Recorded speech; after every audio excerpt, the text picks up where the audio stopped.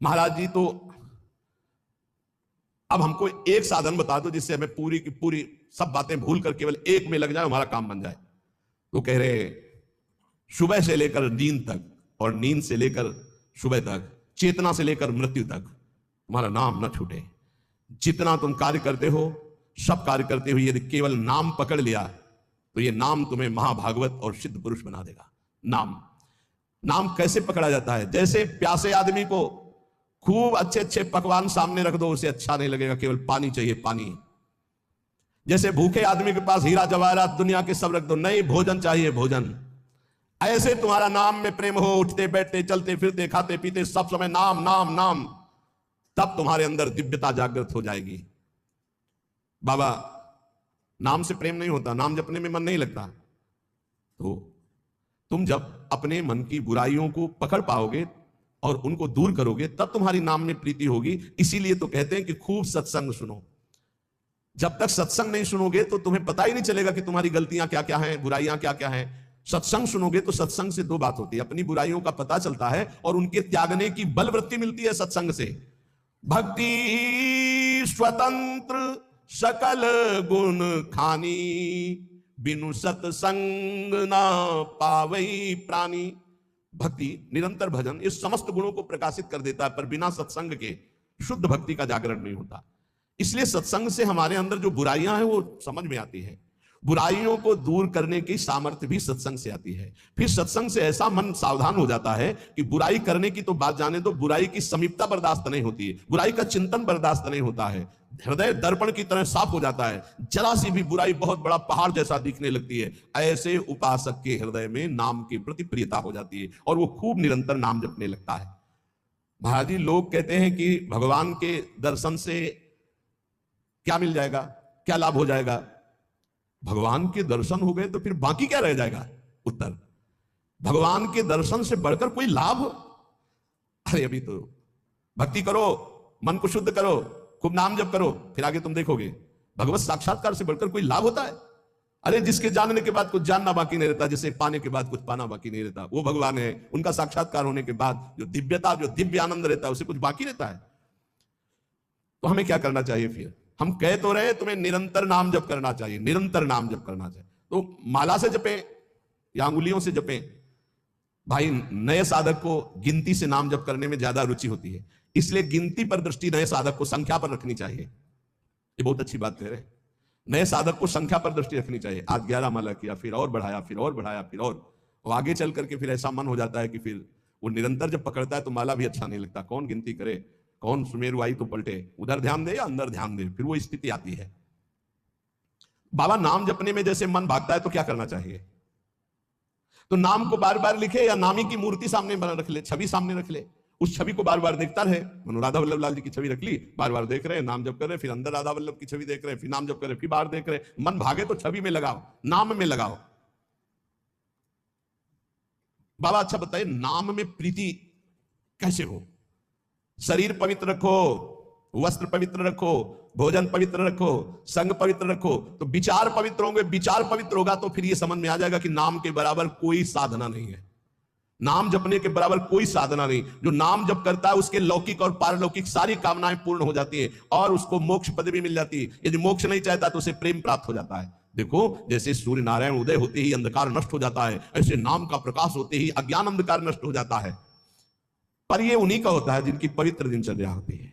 शरीर पवित्र रखो, वस्त्र पवित्र रखो, भोजन पवित्र रखो, विचार, आपके विचार अगर गंदे हैं तो फिर नाम कैसे चलेगा अंदर? विचार पवित्र रखो। देखो हम तो कहते हैं जब प्रातः काल उठो तो खूब नाम जप करो, जब सूर्य उदय हो रहे हो तो खड़े होकर उनका आदर करो, अर्घ दो, दंडवत प्रणाम करो। अरे सूर्य भगवान है, सूर्य नारायण है। ये लोग जो सूर्य उदय हो रहे हैं और सो रहे हैं, उनकी श्री कीर्ति आयु सब धीरे धीरे नष्ट हो रही, वो जान नहीं पा रहे। महाराज जी कोई कहता है कि ज्ञान श्रेष्ठ है, कोई कहता है भक्ति। अरे बाबा तुम इन बातों में मत फंसो कि ज्ञान श्रेष्ठ है कि भक्ति श्रेष्ठ है। अरे जिससे संसार का चिंतन छूटे और प्रभु की याद आवे वो श्रेष्ठ है। जो तुम पकड़ पाओ जल्दी करो, नाम जप करो, इसमें मत लगो कि ज्ञान श्रेष्ठ है कि भक्ति श्रेष्ठ है। मर्यादा भगवान के नाम की एक अमोघ है। खूब नाम जप करो, चारों शास्त्र वेद पुराण जितना ज्ञान है सब नाम में भरा हुआ है। तुम जितना नाम जप करोगे उतना आपके हृदय में वो प्रकाशित हो जाएगा। तुम्हारे मन को जैसे विषय खींच रहे ऐसे तुम्हारे मन को नाम खींचेगा। बहुत ध्यान दीजिए, जैसे विषय तुम्हारे मन को खींच रहे हैं, ये भोगूं ये भोगूं ये भोगूं, एक दिन नाम ऐसे खींचेगा तुम्हारे मन को, श्री जी से जोड़ देगा। पक्का ऐसा ही है। संसार के भोगों की तरफ से जब ग्लानि होने लगे, घृणा होने लगे, तो समझ जाना कि नाम तुम्हें खींच रहा है प्रभु की तरफ। और अगर ऐसा नहीं हो रहा तो अभी इतना नहीं नाम जप कर पा रहे कि तुम्हारे मन को खींच कर प्रभु में लगा दे। जिस प्रकार दीपक को हम जलाते हैं तो वो अपना प्रकाश करता है, और जब सूर्योदय होता है तो उसका अपना प्रकाश होता है। तो अन्य साधक सब दीपक की तरह प्रकाश करते हैं, और नाम जब प्रकाश करता है तो सूर्य की तरह प्रकाश करता है। मन का संपूर्ण अंधकार नाम जब से दूर हो जाता है।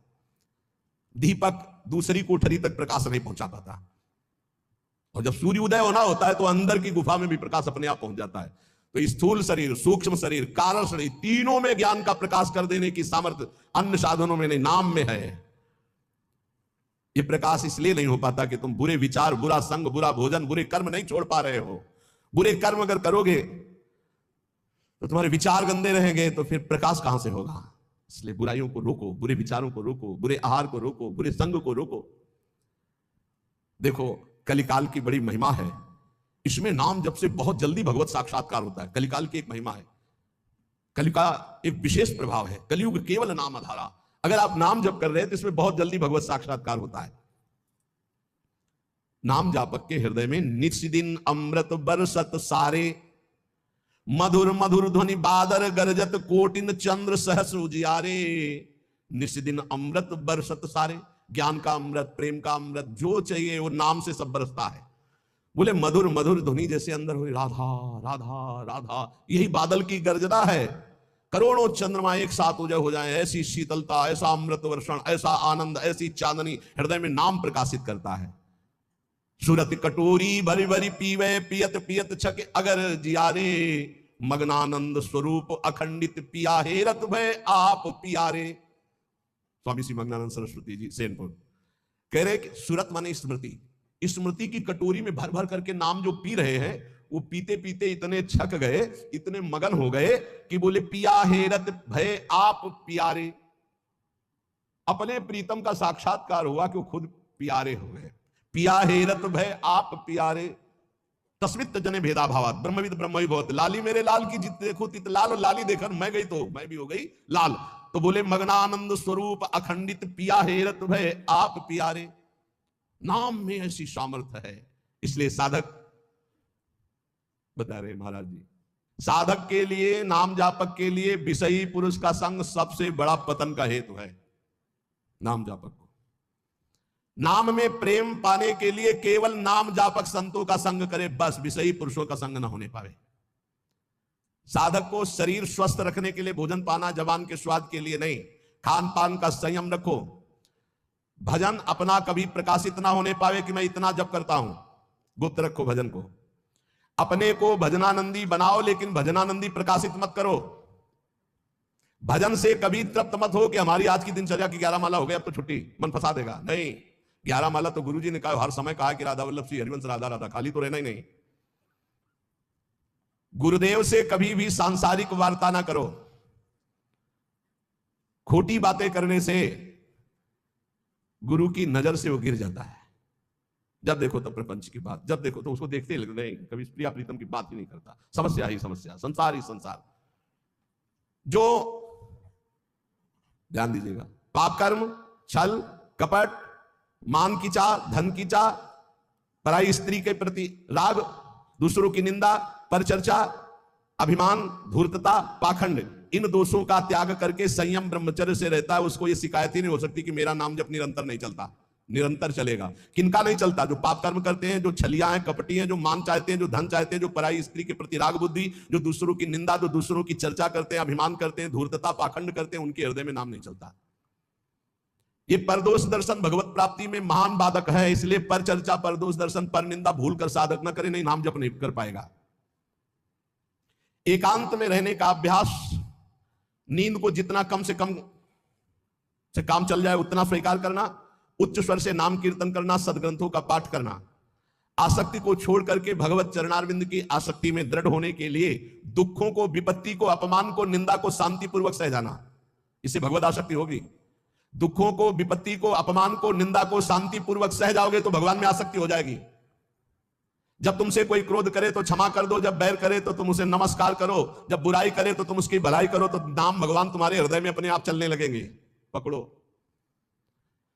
जब नाम चलने लगता है तो उपासक का स्वभाव कैसा हो जाता है? वो अपने को सबसे छोटा समझने लगता है, उसमें कभी अभिमान की वृत्ति नहीं आती, वो किसी के दोष कभी ना देखता है, ना वर्णन करता है, ना सुनता है, ना किसी से घृणा करता है। उसका स्वभाव बहुत कम बोलने का हो जाता है। वो सदैव बोलेगा तो मीठे वचन बोलता है। वो सबकी सेवा करने का स्वभाव रखता है, किसी से सेवा नहीं करवाता।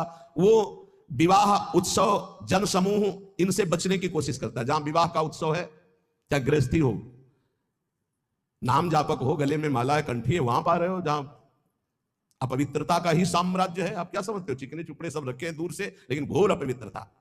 बहुत संभल के जबान को। कोई भारी उत्सव है सांसारिक जन समूह वाला नहीं, पूर्ण भगवत पवित्र जीवन। जो नाम को इन दो से बढ़कर समझता है उसका नाम कभी नहीं छूटता, काम भोग से और धन से। दो से बढ़ करके जो नाम को आदर देता है उसका नाम कभी नहीं छूटता। नाम कहां छूटता है? काम वासना और धन वासना में जिसकी वृत्ति है वो नाम निरंतर नहीं चला सकता।